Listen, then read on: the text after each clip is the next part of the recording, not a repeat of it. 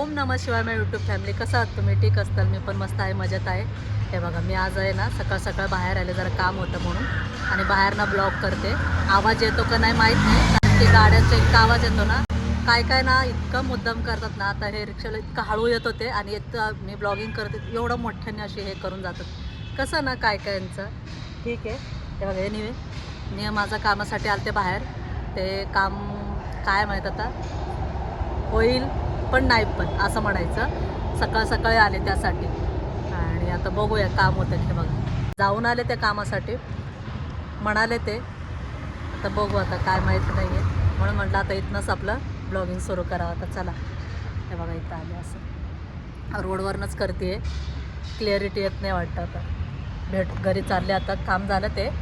आता घरी जाऊन नाश्ता करायचं वगैरे. आता काहीच सकाळपासून खाल्ले नाही. आता म्हटलं आता आपलं पहिलं हे सुरू करावा ब्लॉग. झाला आज सकाळपासून नुसतं बाहेरच होणार आहे माझा, आणि दुपारी पण बघू जायचं चालले बाहेर. माहीत नाही नक्की होईल. मला असं वाटतं की आवाज येतो का नाही माहीत नाही रोडवरनं, कारण की माईक पण नाही ना माझ्याकडे, त्यामुळं आवाज येत नाही. बघा मेट्रोचा आवाज. हे बघा, आमचा गुब्बे आहे ना. आत्ता मी बाहेरनं आले तर तो तिथं थांबला होता, मला बघून पळत चालला घरी, आणि भाऊ पण इथंच होता समोर. त्याला आता घरात घेतो म्हणून तो असा पळून गेला ना. ह्या इथून जे उडी मारून पत्र्यावर गेला, तिथून हे भिंतीवरनं उडी मारून तिथनं जाऊन त्या घरात घुसला. कारण की तिथं आता काम चालू आहे ना, त्यामुळं तिथं ते खिडकी वगैरे लावलेलं नाही अजून, त्यामुळे त्या घरात घुसलं आहे. आणि इकडं बघा ना पण तो गुबू, हे गुबू तो का गायस. हे बघा, हां कुठंचा, हे बघा तिकडं उतरलं. हे बघा काय करावं याला. चला गायस, आता आले बाहेर ना, आणि म्हटलं आता नाश्ता करून घ्यावा. नाश्त्याला आज आम्ही बनवले पास्ता. तुम्ही लोक म्हणताल ही सारखं का पास्ता खातात, कारण की आमच्या घरी पास्ता खूप आवडतं सगळ्यांना, त्यामुळं पास्ता बनवले आज नाश्त्याला. भाऊ नाही खात, बाकी सगळे बाबा नाही आवडत असे मनापासून पास्ता. फक्त आम्ही चौघीजणींनाच आवडीने खातो पास्ता. आणि आता गुब्बे काय माहीत तिकडं गेलं, मला टेन्शनच आलं आहे. सकाळी गंगा पण तिकडं गेलं तर पार समोरचं भिंतीवरनं तिकडं गेलं तरी ती जाऊन घेऊन आली, ते जाऊन गच्चीवर जाऊन. आणि आता तो समोर गेलाय, ते भीती वाटतं, तो पार उडी मारून तिकडं ते साईडला गेलाय. भूक लागल्यावर बरोबर आला घरी, है ना गुबू? अरे कुठनं आला रे? गेला इकडनं, परत आला इकडनं. हां, हळूच आला होता, असं पकडलं ना पटकन. हे बघा, भूक बघा किती लागलं त्याला. म्हणजे मी बाहेर गेलते, म्हणजे एका ठिकाणी जायचं होतं, नाही झालं, मला जाणं उशीर झालं.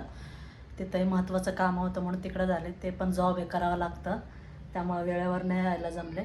आले मी, माझी फॅमिली, एक डबा द्यायचा ना, माझी फॅमिली येते. मला टेन्शन आले, फुल भरलेले पिठल्याचं काय करू मलाच कळाना. दुसरा डबा घेऊ का, आणि चपात्या.